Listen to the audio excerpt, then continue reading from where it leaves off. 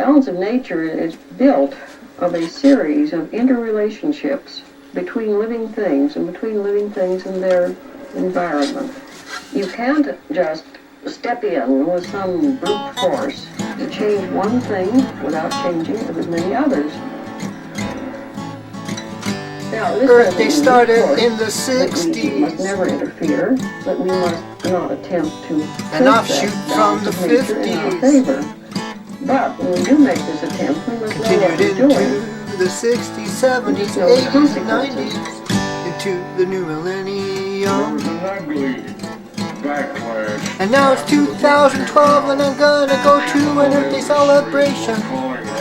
If it's happening, I better get there pretty soon. Join the celebration. And to honor a benefit for Ken Rouleau. On Salt Spring Island, he was quite a human being, you know. Scientific experimental evidence and general practical experience in the field. Miss Carson maintains that the balance of nature is a major force in the survival of man. The survival of nature is the major force in the survival of man. Modern chemist, No two words were said. the modern biologist, the modern scientist believes that man is steadily controlling nature. Something that we all thought of prior to her as better living through chemistry, in a sense. You're pouring this stuff on your crops and you're producing more crops, and it really was not something that you thought, my goodness, people are intentionally poisoning the environment, and that those poisons might not be as selective as they're telling us.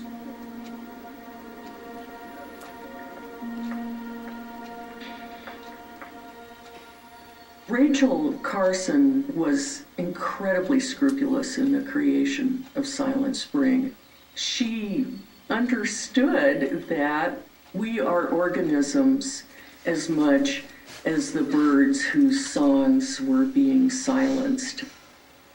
She wrote not only a tremendously informative book, but an incredibly moving book. And she did it while she was suffering from cancer.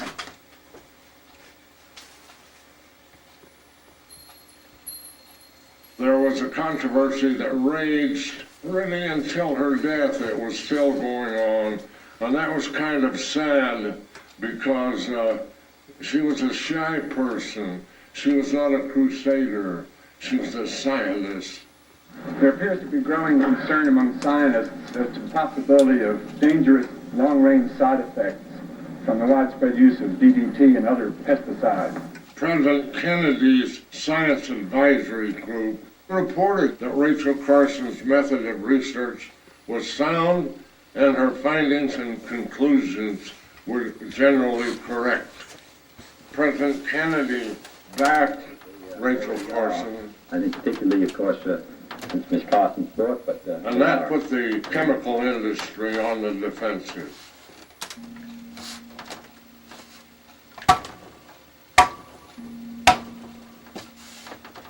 I truly believe that we in this generation must come to terms with nature.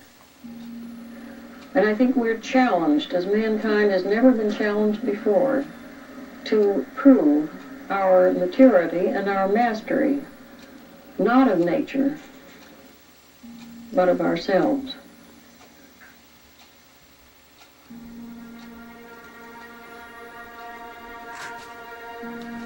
A really profound difficulty that we confront, particularly in the West, is the degree to which people came to equate the accumulation of material goods with success and happiness.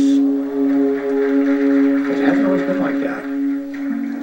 The things we have to do to accumulate more goods tends to deteriorate the quality of the social system. So, as we get less and less satisfaction from the social side of our lives, we naturally tend to put more and more emphasis on the accumulation of material goods.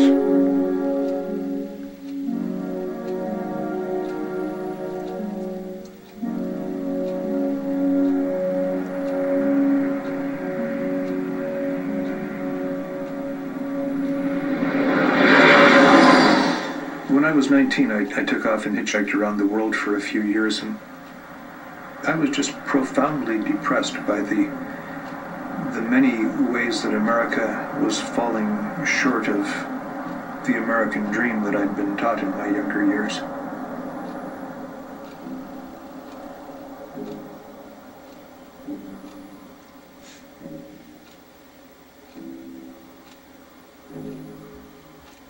In January of 1965, I find myself in Namibia in the middle of a desert. I was hungry, I was tired, I'd been alone for a couple of years, and had, in essence, sort of a vision.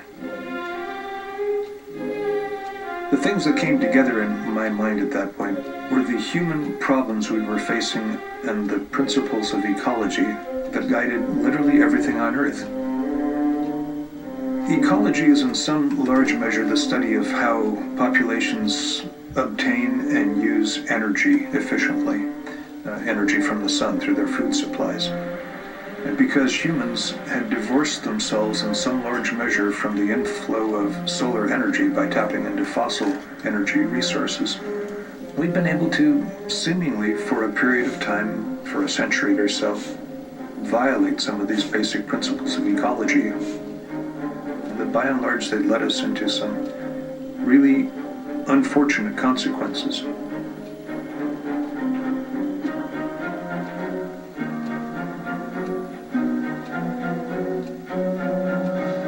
The idea here is, what do you really do to try to bring the carbon cycle back into balance?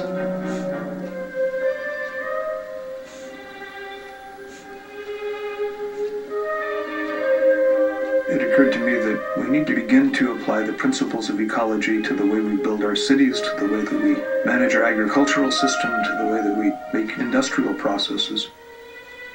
I was literally awake all night, excited with this thing, and got up the next morning knowing what I was going to do.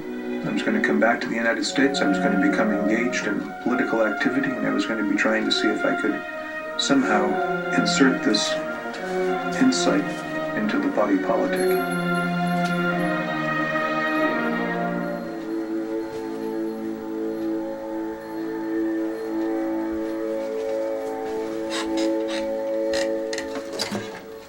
Inspired to do something to change the world, yeah, yeah. Inspired to do something to heal the world, oh yeah. To nurture the earth because we're living on her and we gotta heal it. There were no environmental laws when I became Secretary of Interior.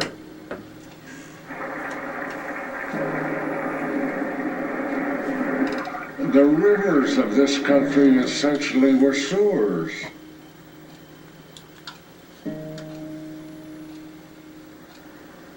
There was a smog episode in New York City that killed a large number of people. Air pollution that killed people.